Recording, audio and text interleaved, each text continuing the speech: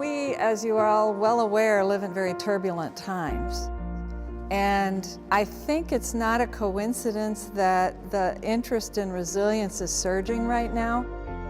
There's a lot more concern about the impact of poverty and what we now would call toxic stress on human development. So I think it's understandable that people be very concerned and interested in resilience.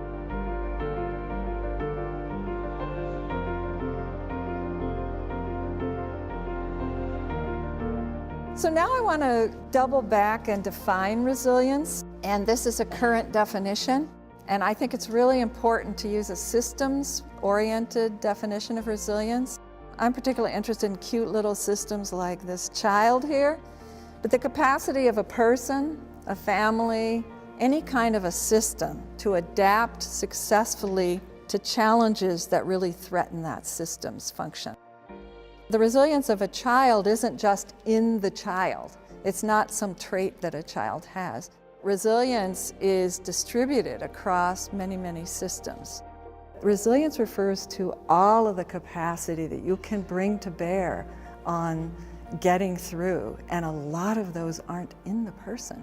They're in their relationships, they're in the community, they're in the emergency services that come and help out and so forth, because it's very clear in children that they depend on their caregivers and their family to respond well to adversity.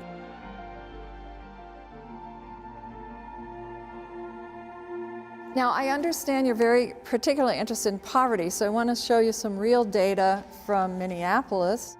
I do a lot of research focused on the risks and protective factors for children who experience homelessness. And this is analyzing all the achievement data. That's the achievement disparity you keep thinking about and worrying about if you live around here. We have a high graduation rate in the state and the worst achievement gap in the nation in North Minneapolis. Poverty brings with it, in any country, but particularly in our country, it brings with it all kinds of adversity.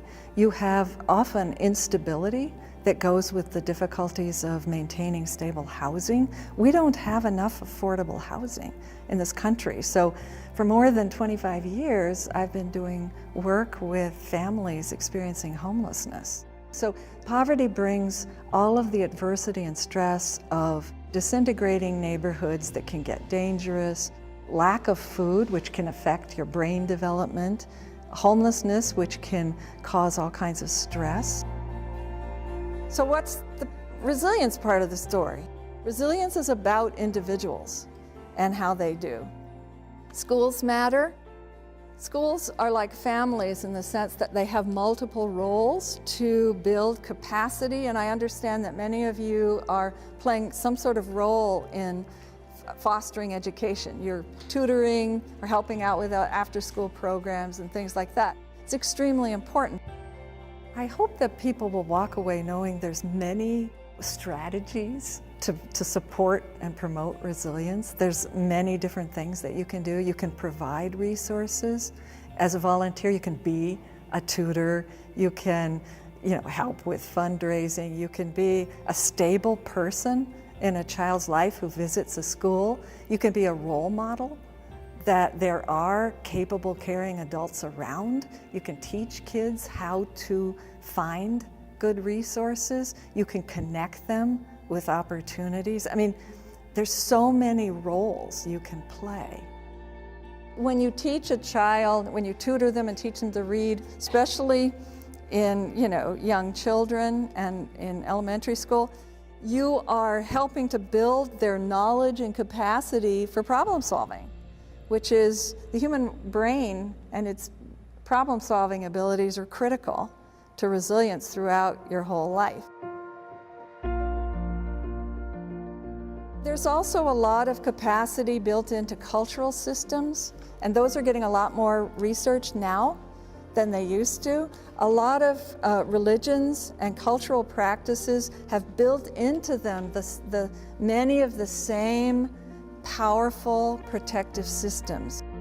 Most faith-based organizations have many practices and rituals to help people through the human trials and tribulations. They have ceremonies for loss, and they have certain practices for, when somebody is suffering. They provide real support, ranging from food in your fridge to, somebody to hold your hand. So, I think that religions, cultures as well as religions, have kind of incorporated a lot of these fundamental systems that make a huge difference for getting over adversity and also for just becoming a positive person. We need to make sure that kids aging out of systems or coming out of foster care get second and third and fourth chances, and that we provide support for kids that don't have much support any other way.